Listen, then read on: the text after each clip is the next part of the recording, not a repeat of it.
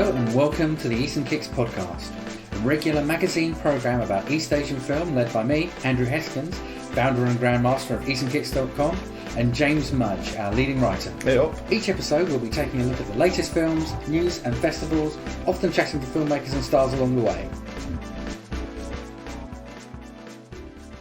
Welcome to the latest episode. Today we're being joined by Yonah Sichrovsky. Hi. To chat about Brotherhood of the Wolf, which is being re-released with a restored 4K version in its director's cut vision by Studiocanal. Later on, Yonah will chat with the star of Brotherhood, John Wick 3 and lots more, Mark Dacascos. But first, let's start with that most important question. Mm-hmm. And as our guest this time, Yonah, what are you drinking? Well, I don't usually drink, but it's warm out, so I was really craving beer. I'm drinking a Flensburger Pilsner. It just looked really tasty, and I love Pilsners. You could hear it. Yeah. So what percentage? 4.8. Okay. Is that a lot? Is that a little? It's Pilsner. It's a Pilsner. So mine is quite difficult to pronounce, so I'm going to ask the lady to help me here. There you go. Right. So that's one of those fruity Belgian beers, and it is a quaint and nice 8.7%. Yeah, that's a volley. Not. And I have. I'm drinking Ardmore as well. I'm up in Scotland, so me as well. It's Ardmore Legacy, so it's one of those slightly mixed ones, but I think it's quite a nice one. Ardmore's a nice one. It's nice Highland Scotch. So there you go. Cheers. Cheers. Nice.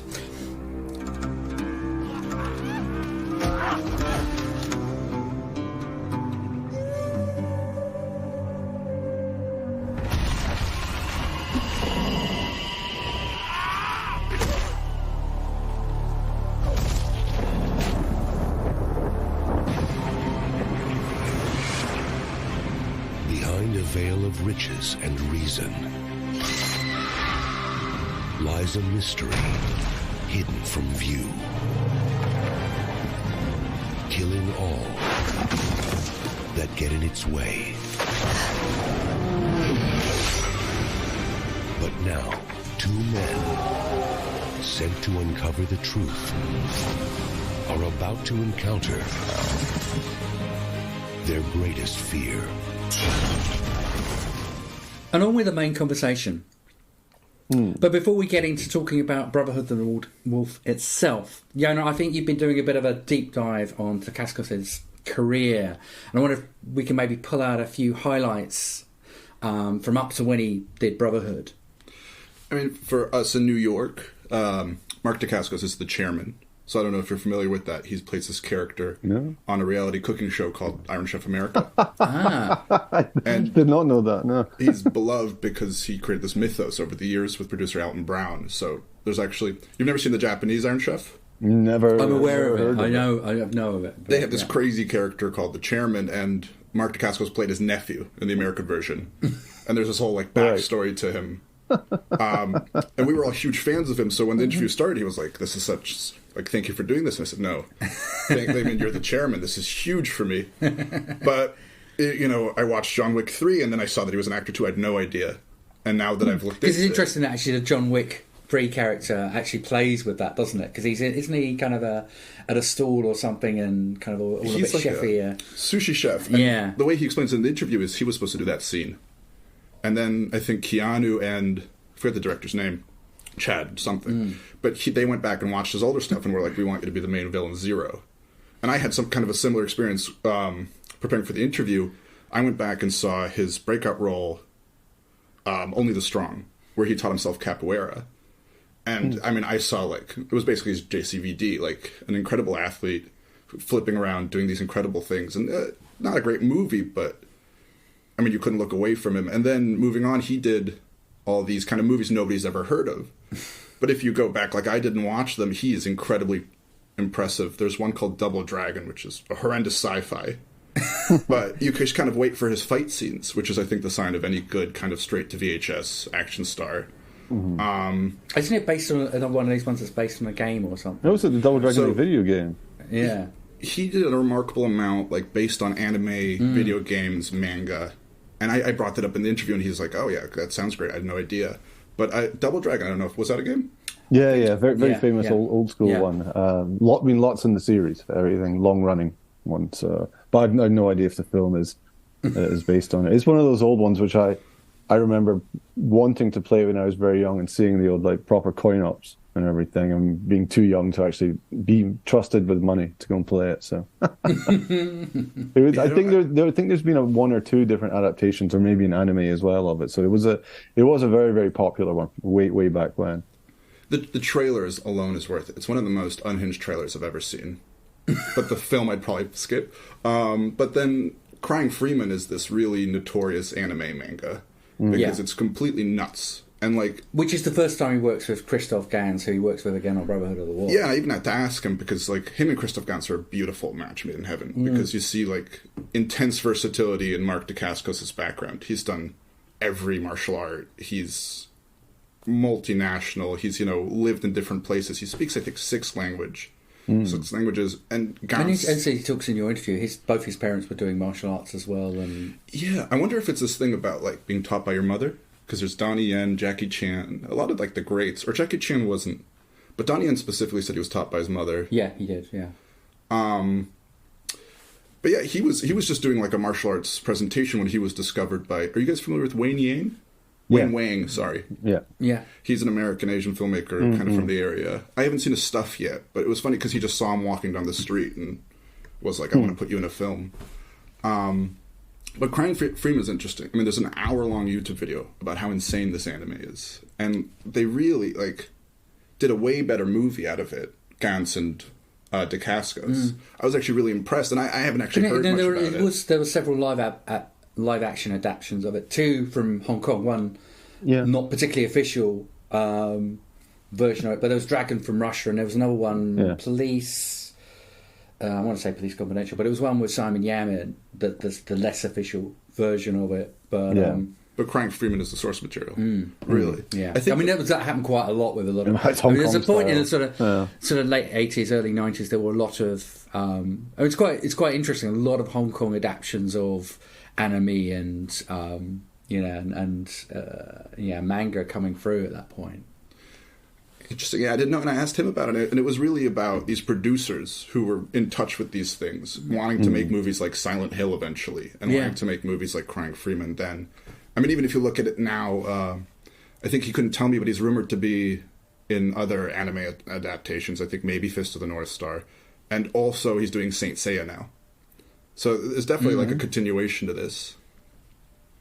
And I think that part of that's probably down to the popularity of anime and manga. That I mean, you're a youngster, but for elder statesmen like James and myself, we didn't get a lot of anime and manga in this country, and we might be the kind of few people kind of watching Akira, and but particularly, and there was more of it happening in Europe. Yeah, like Italy was importing, in the States, I think we're doing a bit more of importing lots and lots of anime for TV, but we weren't getting a lot of that, and so the youngsters now are much more familiar with this, and I think that's kind of fueled a lot more, like things like Demon Slayer and stuff like that are massive now, that and even like Suzume, the animation, the thought of that being in cinemas, it just to that scale would not have happened in the 80s and 90s.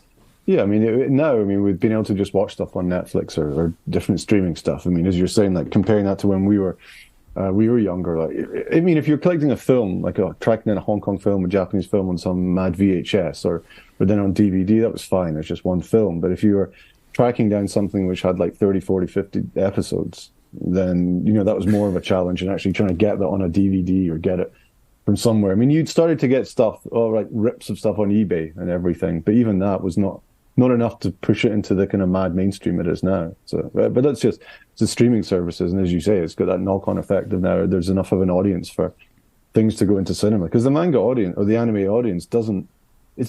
A few things break into the mainstream, but it's mostly like quite nicely self-sustaining. The same people will go and watch any anime film. in the cinema, whether or not anyone reviews it or has heard of it or anything. But there's enough of a core audience to justify releasing it. So yeah, it wouldn't be a surprise if we saw like more waves of adaptations of some of those more well-known older titles. But doesn't it make it somewhat surprising that in '94, when Crying Freeman came out, that kind of got there? Or but I everything Gans makes us kind of surprises me. I don't think it was a surprise, because I don't think I mean, most people wouldn't have known what it was. I don't think it would have been. I don't think it would have been massively like, it wasn't like a huge budget, sort of groundbreaking Hollywood adaptation of a manga property or anime property in that sense. So, and I would not be surprised if there's quite a lot of film. I mean, like you were saying, Andy, with Hong Kong ones, which are floating around, which is completely unofficial. A lot of the time, they weren't remaking these things because they wanted to remake them. They're just being lazy. And this thing is like intellectual property rights. If you've got an IP, then your script is already pretty much written for you. So you can move into production much more quickly. Whether or not you have the rights is neither here nor there. But it was more that motivation for doing some of these films, I think, rather than actually thinking that it would, it wouldn't add it to its box office or home sales or anything like that. It was just, I mean, laziness sense that isn't quite the right word, because it's not even massively a negative thing. It's just, having an IP that you can work from, it does a lot of your job for you. So he could show off his filmmaking, couldn't he, with that movie? Yeah, I mean, I'm sure he was a fan. I'm sure he was a fan of it. I just mean in general, like the producers, the financiers, and like I say, the decision to adapt it wouldn't massively be based on. Well, I'd be surprised if it was based on thinking that was going to bring in a box office, because most people wouldn't have. No way. Yeah, but I mean, you're right. I mean, I think it does say so much about where Christophe Gans was coming from that he chooses Crying Freeman, and I think you do see. You see that he does have a real genuine, and the fact that later on he's working on sort of game adaptations like Silent Hill and I mean some other stuff that he was working on that never really kind of came out, but that's where his interest is in, kind of very much in that sort of anime, manga, video game, and sort of the Hong Kong stuff as well. I think she'll kind of start talking about Brotherhood, because I think what's really interesting about Brotherhood is what Gans does in bringing together a lot of different talent for it. You kind of look at the credits, and in some ways that's kind of is as interesting as might not even more interesting than the film itself, but it is as interesting as the film itself. You've got Philip Kwok there from the Five Venoms as doing the martial art choreography.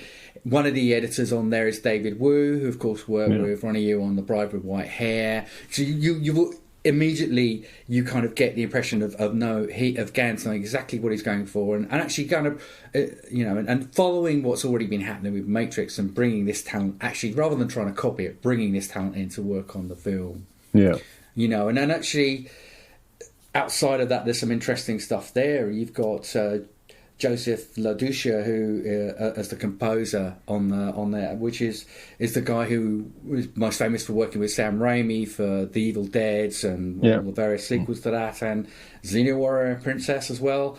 And you've got the creature, which I think we might talk about in a bit more. It's Jim Henson. Jim Henson's creature.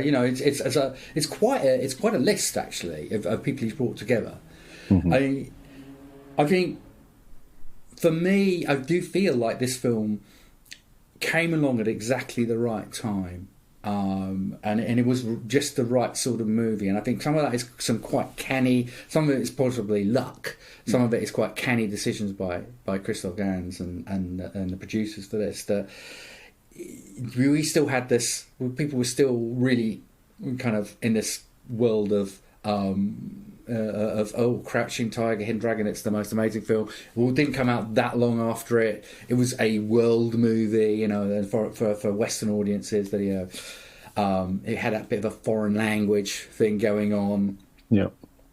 I do feel like at the point it came out in 2001, that there was still this idea that French films were somehow on a bit of a plateau above everything else. So there'd been a lot of period dramas that had been released, particularly in the 90s and 2000s, that by companies like Miramax and so on, and put out quite widely in the States, for instance. And there's this idea that because it's French, they are somehow elevated when they're as trashy as anything else. And I think you could use that sort of that expression in a sense for Brotherhood, but not necessarily in a bad way. But it is playing with all these ideas and then bringing out all this genres, the martial arts, the horror.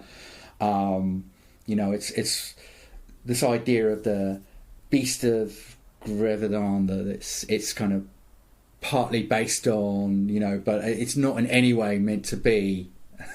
It's not a factual take on it. It's a real kind of fun take on it. In terms of internationally known people, I mean, you've got Dacascos, but you've got the lead guy Samuel Behan, who was in Three Colours Red, but wasn't massively well known. But alongside him in what end up kind of being minor roles, you've got Vincent Cassel, who was already much better known for being in La Haine. He's kind of the arch villain, as you kind of find out. Yes, probably should have said spoilers may happen, but he's there as a side role. But he's a much better known person. You've got Monica Bellucci as well, who is far better known. It's kind of interesting to have these stars in fairly. They're not the absolute lead protagonists. Mm-hmm. Yeah, no, it's I know what you mean. It is.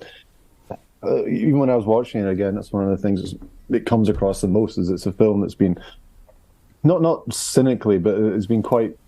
You can say nicely, or well constructed, or well pulled together, quite deliberately. All these different elements were behind the camera and in front of the camera, and in what it does quite pointedly with the source material. As you say, it's not like a factual thing, but then it's a mystery which doesn't really have an answer in real life anyway. So it knows that, so it works in this kind of like mythology to it, but it feels free to play around with it, feels free to introduce the martial arts, having Dacascos as an Indian character and everything. So it's and that was a great time. Early 2000s in the West was a great time for international cinema in general. So it absolutely came along at the right time. But yeah, I think it was put together quite cannily, like you say, with these different. These different not in a bad elements. way. No, I don't mean it in a bad way. Yeah, no, because I think actually, like I said, the one thing that does come through is that he does have a real appreciation for this. Yeah, it's not. I mean, I don't know if you could have been at that stage. I don't know if you could have been massively cynical, because you would still be pulling on all these sort of strange things that whatever you created would. Definitely, yeah. And then it is basically kind of Hound of the Baskervilles, really, is what he does. Yeah, there's a lot of that in there. Yeah, I mean, sure. he also goes as far away from it as, like, if you read the original myth, just a gang of wolves that they assumed was one giant one. And I think that Gans does like a great job of being like, no, I want to go satanic cult. I want to do like 2.5 hours of period piece Cartesian drama. I think one of the interesting things talking about that is actually the sort of the Brotherhood or Pact as kind of the French is. It is very much. I do feel like Hot Fuzz kind of rips that off. Yeah, that maybe it does. Yeah. No offense to Edgar, but it's all in the greater good. But I think a lot of people rip it off. There's a lot of conversations about. I don't know if you guys play the From Software games.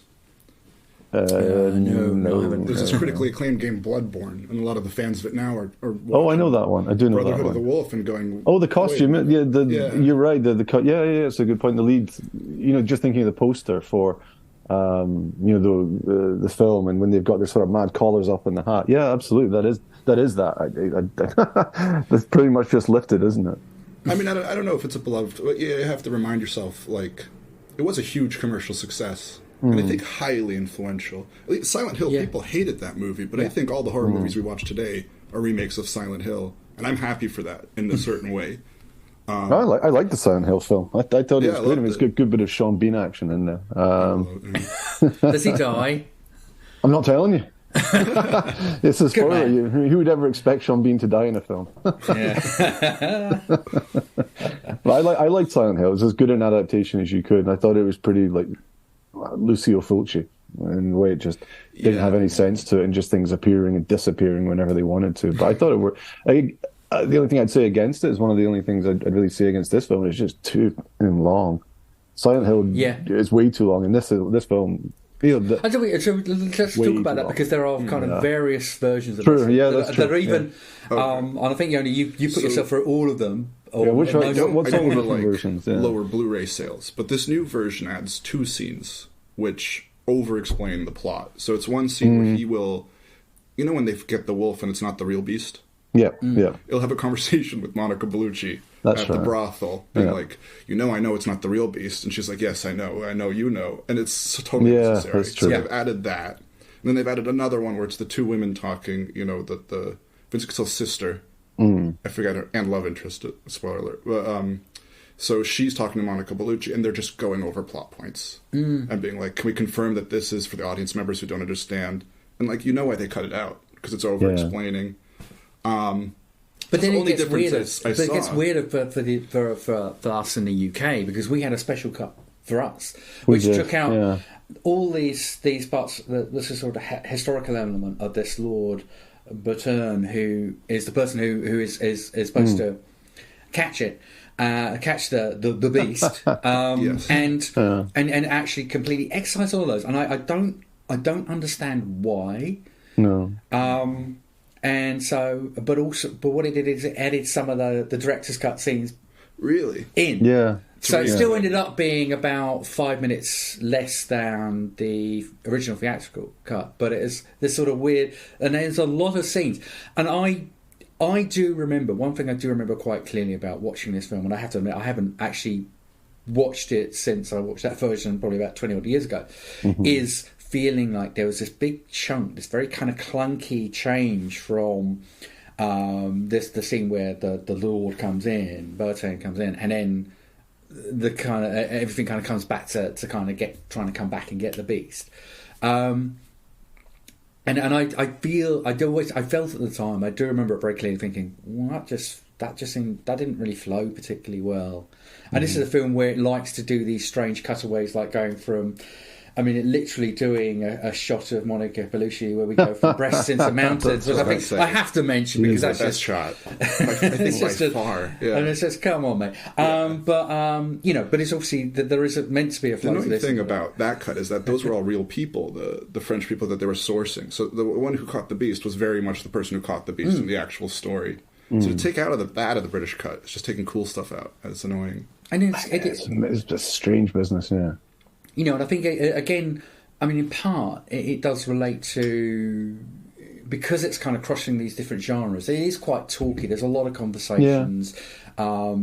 The action is quite well done. I think, that comes back to Philip Kwok and David Wu, kind of probably going to be brought in to edit those parts. There's a lot of slow-mo, but it does look genuinely good. You can see they're actually kind of doing it properly.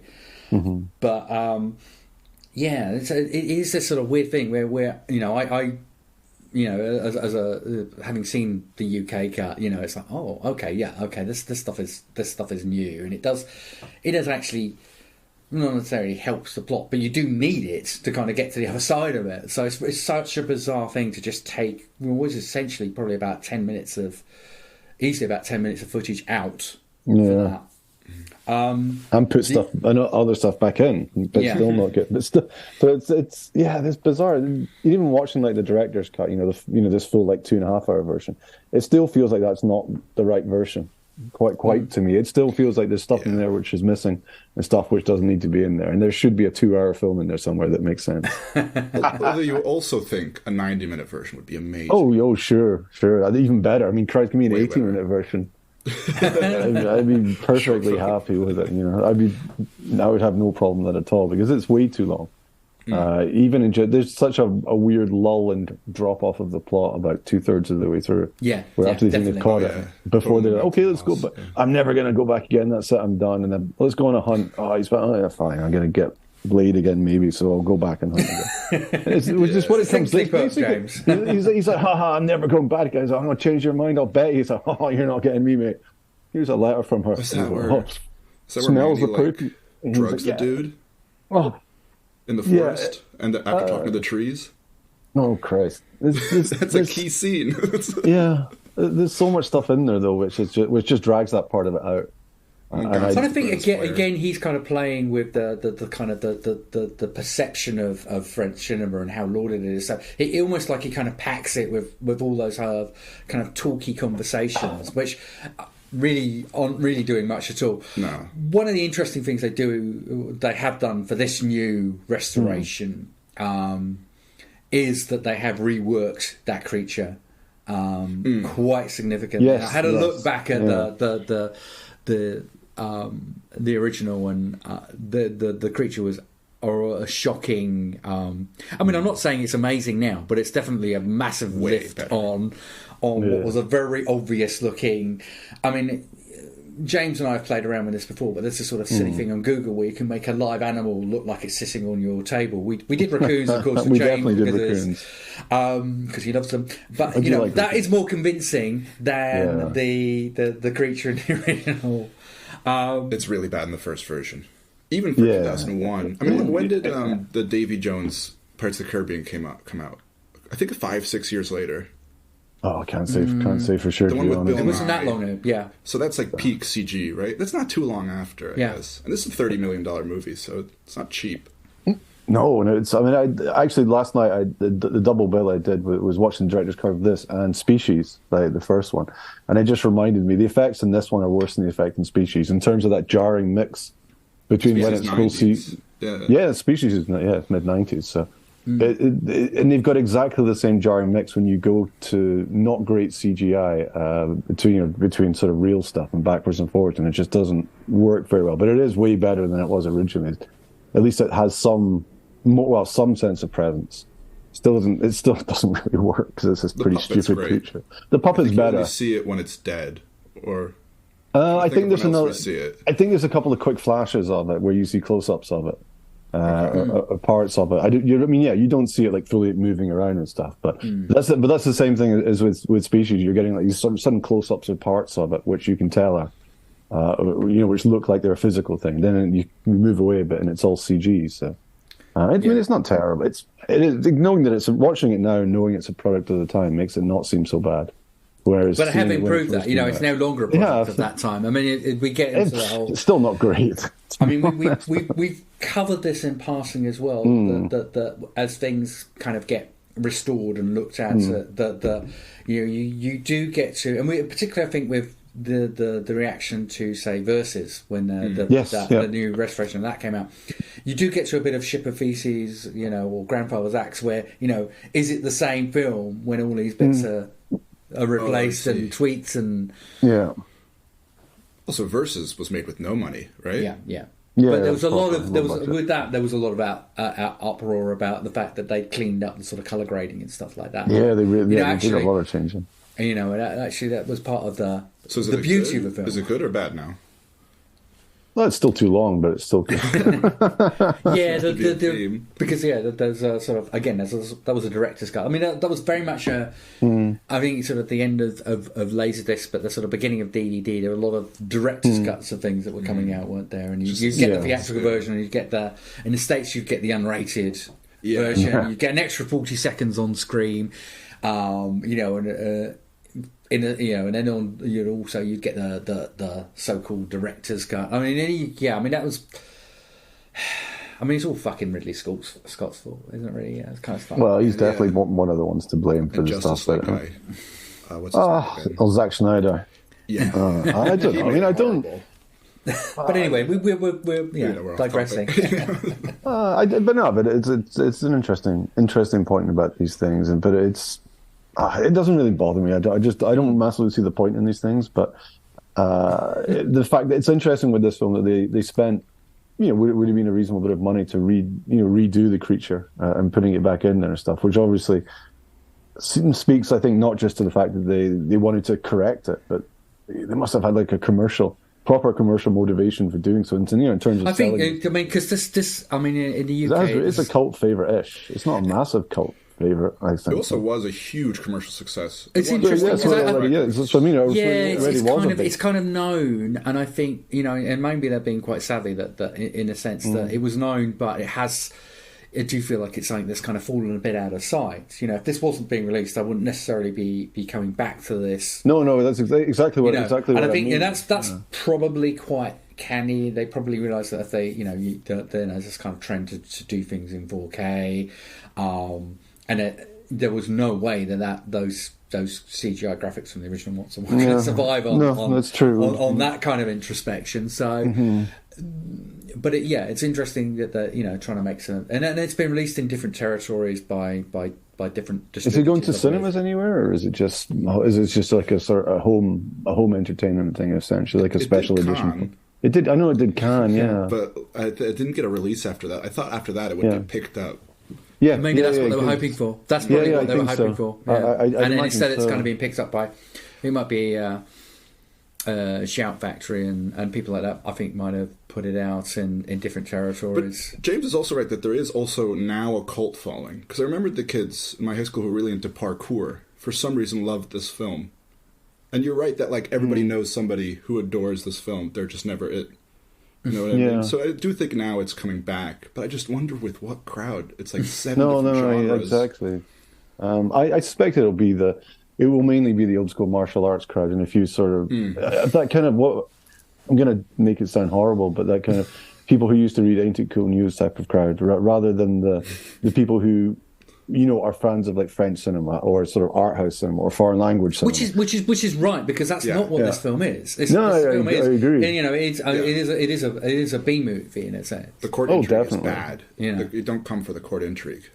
No, but like I said, it's interesting, and I very deliberate to kind of put that in there. It's kind of this is a wolf in sheep's clothing. It is sneaking in under the radar of those, and really I think, and that's I kind of repeating myself here, but it is why it became popular, because I think it took a lot of people by surprise, because they were thinking, it's this sort of movie, and actually no, it's not. Christophe Gans is really playing to the martial arts and the horror audience here, but he's got it in under the wire, and people are, and it got quite a good reaction because people were surprised, but it is part of that is, and I think we risk of kind of banging on about this sort of thing on a regular basis, but it partly is this kind of elevation of French cinema, which is, kind of warps the perspective, not to kind of, that there's anything wrong with French cinema, but this idea that because it's French, it's something else. They also do genres all the time. Exactly, and I think we don't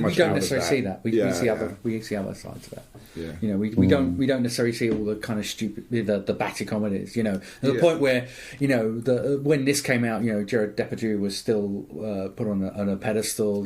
But this was before Asterix and Obelix. It's like we don't see all the fun stuff that comes from France. We just see a certain type of movie out of the sort of the new wave, French New Wave and stuff like that, and even those were quite batty and fun. It's just we kind of interpret them in a certain way that isn't really what necessarily what they're all about.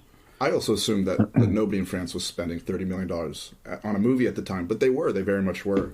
Like this was one of 5 or 6 movies coming out at the time, none of them which released abroad. Yeah, but they were generally spending that much money on movies, which surprised me. No, I mean, always had a lot of the European countries, and especially when they're, joining together, that have quite sort of supportive government-supported cultural foundations, both for not just for making the films, but there's a lot more support for releasing them, which I think is the key thing. So you could make a £20 million film. Well, no, in the UK, like a £2 million film. But if you didn't have some distribution support, then you'd need a huge amount of budget to actually release it properly as well. So if you've got government support to put something out there, it becomes a bit less of a gamble. And with this, they would have pre-sold. It would have been pre-sold all around Europe. So you can. It's not too much of a risk because it's clearly a prestige picture in a lot of ways, as we've said. And I suspect that's why so much of the court stuff is in there. Not even just to subvert stuff, because I'm sure that's what the French investors would have probably wanted, to keep it as a French film. So you're going to need that sort of busty dresses and court intrigues and powdered wigs and stuff. So I think it needed that. So I think it's a mixture and a happy marriage to an extent, because it would have. I'm sure Gans was very happy to mix in that kind of stuff with the kind of stuff which was more appealing to him and his vision. So as we said at the start of talking about this thing, came together as a collection of different elements, the story, the real life myth, the casting, what's going on behind the camera. It came together, on paper well. I mean, I'm not a massive fan of it, but I can see all these elements coming together well, and I'm not surprised that it was such a financial success at the time. But I think as well, because it was such a commercial success, that's maybe another reason why it's not become such a I don't think it's a massive like cult favorite or anything, because cult favorites don't tend to be the films that were massive successes. And even if we, in English language speaking countries, I guess, have not forgotten about it, but, it's probably more well remembered in Europe anyway, because, in the same way we remember more blockbusters from 20 years ago from the US, or, I mean, not from the UK because there aren't very many, but you know what I mean, though? It's the French equivalent of a Hollywood film. Still. Yeah. So I think that's why it's maybe not had that kind of cult appeal, which I think maybe some other films which were cult films in France as well might have had. So as you said there, though, I think it's interesting to see what this release would have been aimed at, what crowd they thought it was going to be getting to. And still might. I have no idea. Maybe it will be like a massive hit, and this will revive it, and it'll get talked about again a lot more. I'd be surprised, but you never know. It's more likely the people who originally spent their money on it when it came out will now buy it again. I doubt. Yeah.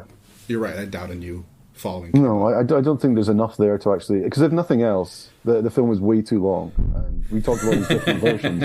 And I think, whatever we think of it, it's not even so much just the length, it's the weird mixture of incompleteness and too much. So that even that itself is... That's the kind of thing which kills a sort of exploitation or a cult classic or that kind of thing. Because if you're watching this kind of film, and if you cut together a trailer with the fight scenes and some bits of the mystery and the sort of Sleepy Hollow gothicness and stuff, then you would make it look like a completely different film than it actually was. And if you were watching this really drunk or stoned and drifting in and out, you'd have a completely different experience. So I don't think it's one which would go for the cult crowd. And I don't think the martial arts crowd would massively take to it, although... Because it's not really, it's a bit plot heavy for some of the the martial arts fans. For the same martial arts fans who were buying the old Jackie Chan films, put it that way, I think are probably the ones who are buying like older old Mark Dacascos films, maybe even Double Dragon. I think that's one crowd, and I'm not sure this would be for them. I mean, he's great in it, and the fight scenes are good in it, and as you say, they're really well edited, and the choreography is good and stuff. I don't really care if they fit or not. I mean, it looks nice, but there's not enough of that actually in there to make this a martial arts film. And if you were sitting down with nobody should come for that. No, definitely not. But I suspect that's partly how it will be pitched. It's almost like they're pitching all these genres, but don't actually complete on any of them. Maybe horror. I mean, no, you're right. It's not really one thing or t'other. It's not so much green as it is cabbage looking. I don't think we've heard that phrase in the podcast before, but never. Yeah, not one thing or t'other, really. And when I was watching it again, like for the first half an hour, I was really enjoying it. I thought, this is beautiful. It's a great film and stuff like that. Then about 40 minutes in, started thinking, oh, okay, getting a bit bored now. And then wake up again for a bit. It just goes up and down, and it just loses all momentum, I think. Yeah, it doesn't have that kind of Jaws way of keeping things going and everything like that. The plot just wanders off into bourgeois stuff, well, deliberately for whatever reason. So it's not like a mistake. It's not. This seems to be the kind of film it wants to be for better or worse. And the fact that it was such a huge hit, especially in France, I mean, maybe this is a French thing. Maybe the French were sitting there. French audiences, and the kind of things we're finding a bit of an issue, maybe they just weren't finding it too much of an issue. It wasn't reviewed badly either. Okay, so yeah. I think it's 70% at the moment. Fair enough. I mean, I'm very glad I watched it again. I had only remembered the interesting parts, I think, but although Vincent Cassel's very good in it, and we're getting into spoilers. He was great. He goes mental. He's got his monster arm and stuff like that. If they brought that out earlier, that would have been a lot better. There's a fact in IMDb trivia, which I don't think is true, which says that would be a shock. IMDb? He said he was offered the role, but refused until he found out about the creepy incest stuff with his sister, and then agreed. Because he just said it wasn't complex enough. Half convincing, actually. Know. Sounds very French nobleman. 50%, yeah. But his character is good, and you know what he turns out to be at the end and everything. Which still doesn't arm reveal is fantastic. Yeah. It still doesn't make any damn sense. Why is he pretending to only have one arm? I honestly, I mean, there's no point to debate it, but I don't understand why he was pretending to have one arm. No, I don't think it's a logical film. I mean, it's Gans. He never works with logic. Yeah, I know, but and I think that's partly it is that's why it kind of the second half of it does fall apart. I mean, and even when you've got to slightly clean it. I mean, that maybe that was partly why the UK cut wasn't quite so noticeable, because it does actually kind of it still kind of flows, but it does kind of shatter towards the end with all those kind of weird things going on, and it just doesn't. So you're saying the UK cut might have been creative editing, just cut it down a bit. I have no idea. I mean, with this kind of situation, as we know from old, Hong Kong situations or Miramax situations of making decisions to edit stuff and everything. The fact that this one has so many different versions, for different markets, I'm not sure who would be making the decisions. And they thought this is what the UK audience, Le Roast Boeuf, wanted, I guess.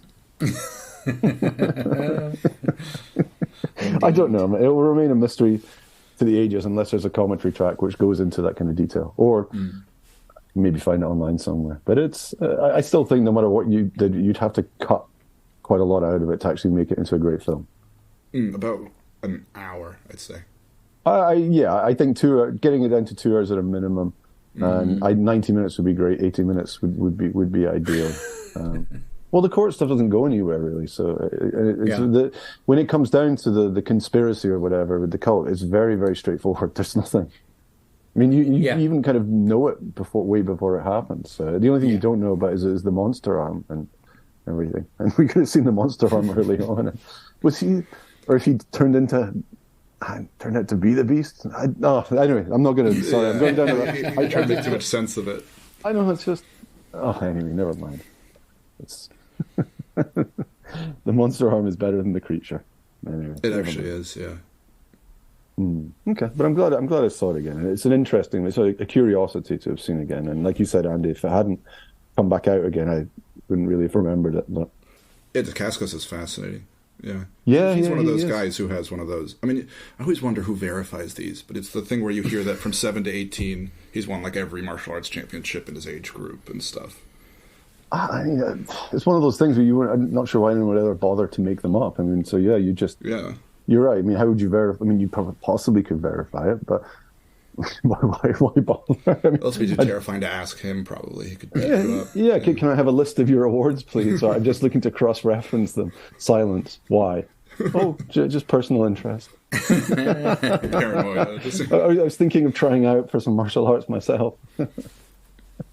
No, but he's great in this. And I haven't seen all the earlier films, but all the stuff I've seen him, and he always has a great screen presence, as well as the obvious ability, which there's always such a huge difference. Like even if you're looking back at some of the old Shaw Brothers films, when you had the actors who were proper martial artists, and then the ones who you choreograph stuff around to make it look like the martial artists. And with him, he's got a real physicality to his presence. So yeah.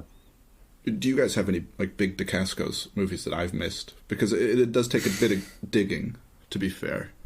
I mean, there's lots we haven't covered, but Drive is a favourite for people. Yeah, Drive was one I heard a lot about. I didn't get to that. I mean, it's a good film. I haven't seen it for quite a long time, but that's always sort of cited off as being one of his key films. But then, I mean, it's kind of. And also, it was another one that sort of came out in the sort of right era, so it was just sort of at the beginning of DVD, and I think it was one of the sort of.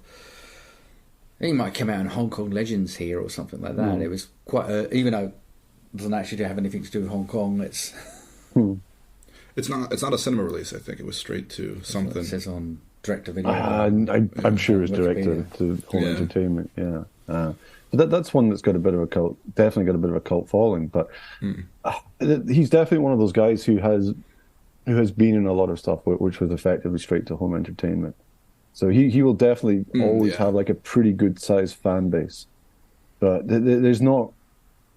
He's not really had breakout roles. Whereas I think most people who are cult cinema fans, Asian cinema fans, action fans, and stuff would definitely know who he is. But he's it's kind of not interesting really... to see that some of his recent stuff is actually doing voice on really a voice on like Batman, Soul of the Dragon, and stuff like that. So that John Wick may have been the breakout. Also, maybe now that's what I was going to say. Maybe now he'll get a few, or at least he'll get like another wave of B movie action.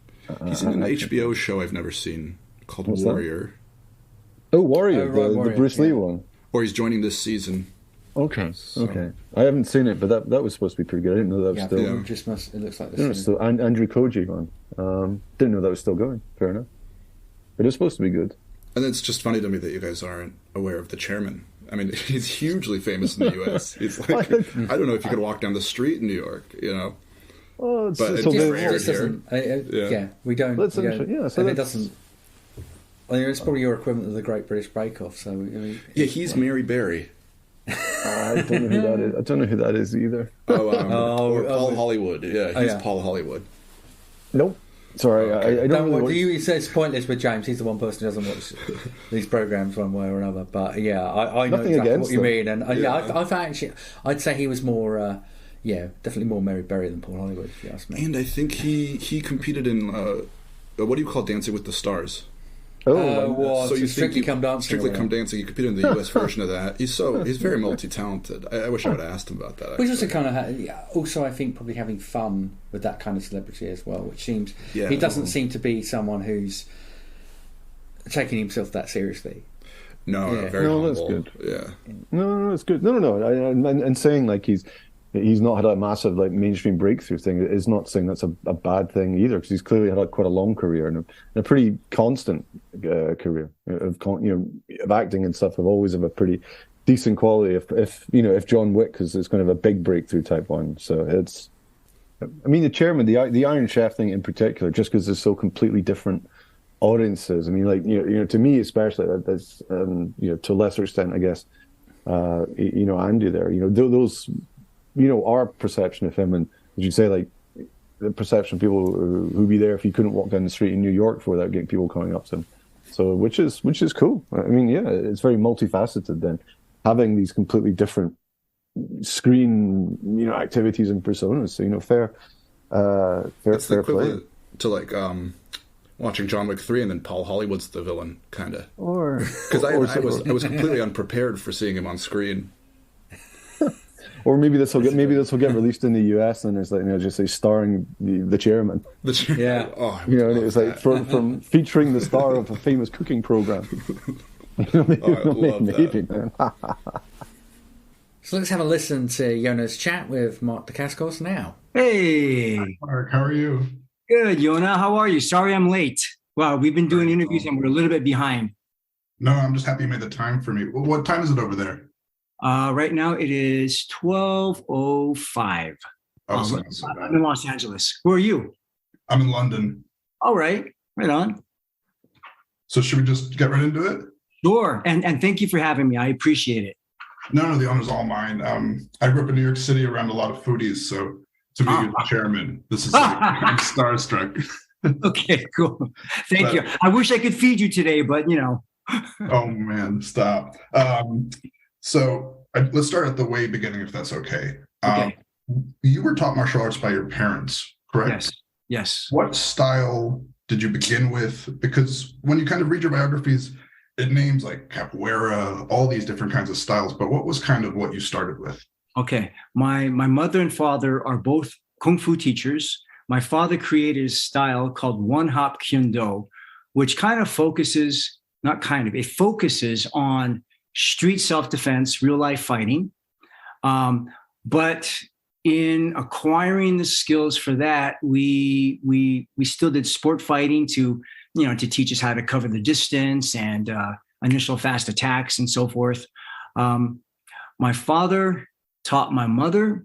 She became one of the top female fighters in America, first woman on the cover of Black Belt magazine. And she and my dad taught my brother and I. And that was our base style, is One-Hop Kyundo. And then through the years, I went on to learn a little bit of wushu. I, on my own volition, started capoeira classes before I got the audition for Only the Strong, which is a movie that incorporates a lot of capoeira. And then a little bit later, I was invited to do this show in China, a series about Bruce Lee, and they wanted me to play this Muay Thai boxer. And I'd always been interested in Muay Thai, but it gave me a great reason and opportunity to study Muay Thai for real before I actually shot the series. And I've been playing with Muay Thai and Capoeira and One Up Kendo since I started the different arts. So that's kind of the repertoire is my mother and father's One Up Kendo, Capoeira, and Muay Thai. And then, you know, of course, the Wushu gives me some of the form flavor, I guess. And so you were actually doing a martial arts demonstration when you were discovered by two producers, is this correct? Okay, so in terms of, I'm just going to fix this. In terms of starting my career, I was actually walking in Chinatown after having taught a class for my mom. And Chris Lee, he went on to become president of TriStar and produced a bunch of big movies. At that time, he was an assistant director for Wayne Wang, and invited me to audition for his movie. And believe it or not, when he asked me to audition, I thanked him, but said no, thank you. And he asked why, and I said because I'm not an actor. And you know, the thing is, you know, being a student of Kung Fu, I know how long it takes and how much effort it takes to be good at anything, you know. And I'd been studying for years in martial arts, and it was still hard, and I was still working to get good at it, you know. So I know movies are really cool. I love movies, but you know, the great thing is I had enough wherewithal in my head to know that I wasn't an actor. It takes time to be an actor, you know, to be a good actor, I think. And so when I said no, thank you, he said, okay, well, I'm going to give you my number, and if you change your mind, you know, we'd love to have you audition. Later that afternoon, I go back home. I talked to my mom, you know, one of my Kung Fu teachers, and she said to me, listen, life is a big adventure, ups and downs, twists and turns. You thought you wanted to be a monk. That didn't work out. You know, you've never done any acting, but maybe you'll like it. Maybe not. Go try. And so I did. I auditioned, and 3 days later, I was invited to the show. And I have to thank my mom over and over again, because had she not, you know, pushed me to give the call and go, I don't know if I would be talking with you right now. I'm so glad she did. Thank you. Thank you. And then just to move forward a bit fast, can I talk a little bit of who brought you to Christophe Gans? Because it's such a marriage made in heaven, isn't it? And the work you guys have made. So I just watched Crying Freeman today. I'm a big fan. I didn't know that you guys adapted it, and I loved it so much. Oh, thank you, Yonah. Thank you. So this is the thing. Yeah. Off camera, to my left, we have three big dogs. You know, two of them are on the bed with my wife, Julie, who played Imu Ohara in Crying Freeman. So she's listening to you, man. So you better, you know, be careful. We both something nice about me. We both have to be very careful. Yeah, you were my favorite part of the film, of course. There you go. Thank you. I just want to know who brought you and Christophe together, because you know, we're talking about Brotherhood of the Wolf today, the new release. Yes. You guys you come from such different worlds, but had so much to offer to each other. How did that happen? Oh, thank you. Okay, so prior to Crying Freeman, I had done a movie called Only the Strong, and it kind of, you know, incorporates a lot of capoeira. That producer, one of the producers on that show, was Samuel Adida. Samuel Adida being one of the owners of Metropolitan being the producers of one of the producers of Crying Freeman. And Samuel, the producer, thought that I could possibly be a potential actor in Crying Freeman. And you know, it was Christophe who was directing. So it was actually Samuel Adida who was the connector of us initially. And I remember going in to meet with Christophe, and he was very pleasant, but he wasn't sure yet, you know. But at least I got to meet him, and I was on his radar. And then cut to a few months later, I was finishing up a movie in South Africa. And I remember we had just done some river rafting, and then I had this emergency phone call from somebody, and so they called me into the little office, and it was my manager, and she said that Christophe decided that he was going to go with me for the lead in Crying Freeman, and I was so excited because I was a fan. A friend of mine had Michael Stratford had shown me the anime, the manga of it, the live animation, and I was also a huge fan of the show.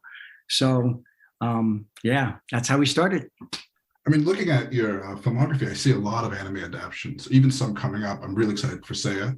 Oh, fantastic! Thank you. Was that something intentional for you? Are you personally a fan, or did that just kind of happen? I am a fan, but to say that I wanted to do this or that, I mean, sure, you have ideas of what you want to do. I mean, for me, of what I wanted to do as an actor, but life, man, it's like my mom said, ups and downs, twists and turns. So it's just been, good fortune that I've gotten to do, live action of the manga and anime. Before I forget, we are promoting Brotherhood of the Wolf here. So yes. Why bring this film back? Usually when we are, re-releasing stuff, it's from the old Kung Fu stuff, Golden Harvest and stuff. Why are we suddenly looking at such a recent film? I think, personally, because it's so unique, it's a unicorn in the best way. But I want to hear from you. Why are we watching this movie again? Well, that's a good question. I'm glad that you said that, because I do think it's a unicorn.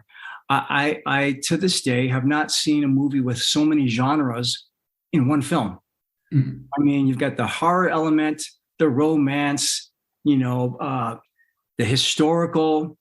It's a period piece, and it's somewhat based on actual history. And then you have a quasi kung fu martial arts in there. So, I mean, all these things mesh together. And then with the backdrop of the beautiful France, all these different locations. I was there for over 5 months, and only one day did I shoot in the studio. Everywhere else was actual location, So I think, like you said, one, the movie is definitely a unicorn, and you've got all these genres meshing in together, and in the context of the story, it actually makes sense. We have time for a couple more? Sure.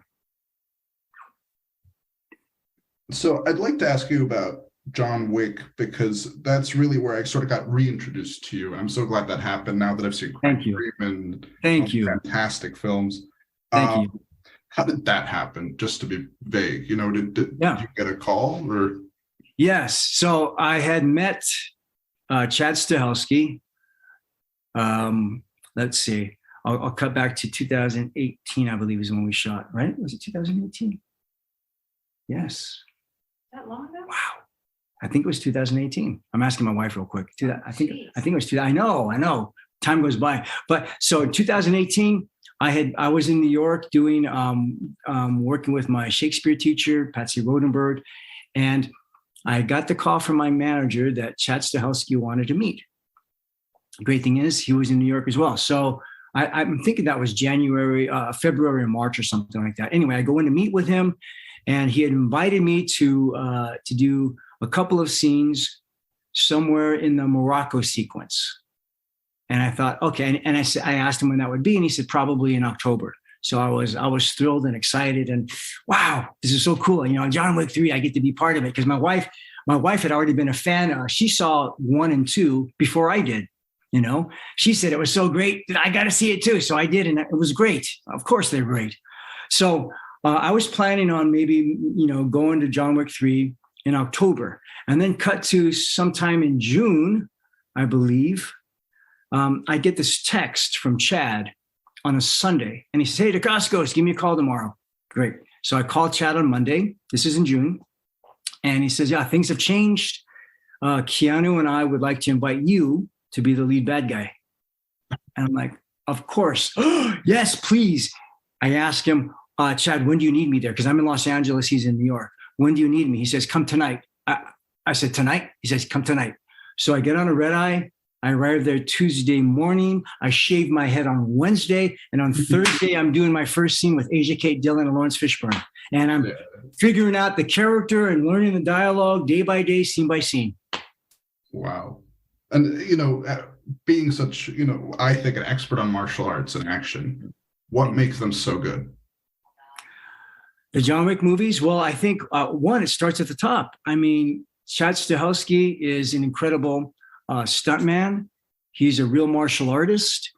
Tons of experience working with Keanu on the Matrix movies and everything else, and all the other shows he's done. And so when you have somebody who actually knows what he's doing across the board, from storytelling, working with the actors and doing action, he's our leader. You know, and then you have Keanu Reeves, who puts everything, obviously you see it, into the preparation of his roles. I mean, how many months did he practice, you know, the jujitsu and learning how to work with guns and all that stuff? So, you know, when you have the two top, you know, as your leaders of the show, everything else falls in place, and they need people to support them. If they're that good, you need people to support them. So they find people that can do their respective jobs at a high level, you know? Yeah. And so you bring all that across, and then you have Dan Lauston, you know, the DOP, director of photography for Wick 2, 3, and 4. He was also our director of photography for Brotherhood of the Wolf. Ooh, that's fantastic cinematography. Yeah. Yes. So Chad goes around and he handpicks all his elements, you know, whatever he feels best fit that slot, and then puts us together, you know? So I feel so blessed and so lucky because I got to be in John Wick 3. I mean, 0 was awesome. So thank you for that. I appreciate it. We have time for one more? Yeah, sure. So it's kind of a two-part question, which is, what are you definitely doing? I know you're going to do another season of Warrior. I'm very excited about that. Yes. You're doing an adaptation of Saint Seiya. Yes. So Saint Seiya comes out in the US at least May 12th. And then Warrior season 3 comes out June 29th, HBO Max. Is there anything else that maybe people aren't so informed about that you're going to be working on, or something you really want to do? Yes, there's something I really want to do, and hopefully I'll be able to do it. So that's one thing, but I can't talk about that because it's still out there. And then there's another show that I will more than likely be able to do with 0.0. And they are the company that did Anthony Bourdain's Parts Unknown. And they came to me with a scripted series, and it's fantastic. And I hope we get to rolling on that very soon. And then finally, will we ever see the chairman again? Oh, goodness. That's a good question. You know, I hope so, but who knows? Yeah, you know, I really hope so. Thank you so much, Yonah. Is that correct? Yonah, right? Yeah, Yonah. And is Mark Dacascos, is that correct? Perfect. Thank you so much. No, this has been a great interview. I love your energy. Oh, yours as well. Thank you for having me. And, you know, to interview about something that we did 23 years ago, I'm so honored and grateful. Thank you. Hey, Crying Freeman, I'm going to be talking about it all week. It's fantastic. I'm not just saying that because I'm talking. Because Julie's over here? No, I'm not. It was really good. I think it was better than the anime. The anime, I think, has some issues. I think it was better. Thank you. Thank you, man. Well, that's Christophe. You know, he pulled us all together. Checky Cario, Julie Condra Dacascos, Raydon Chong,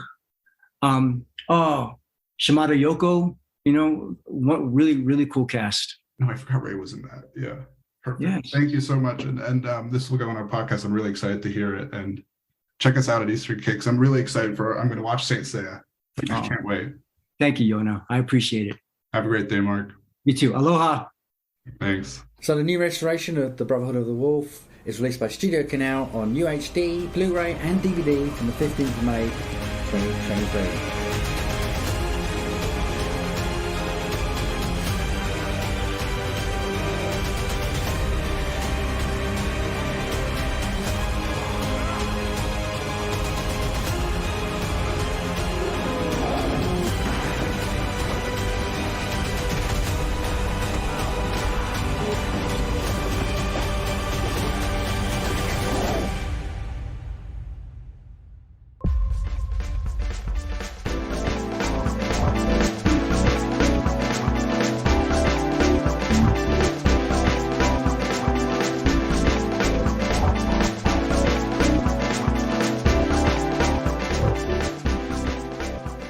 that's it for now. Don't forget you can find all of our previous episodes on Apple, Amazon Music, Spotify, Google, or wherever you get your podcasts. Subscribe now and you'll never miss an episode. But for now, cheers! Cheers. Cheers.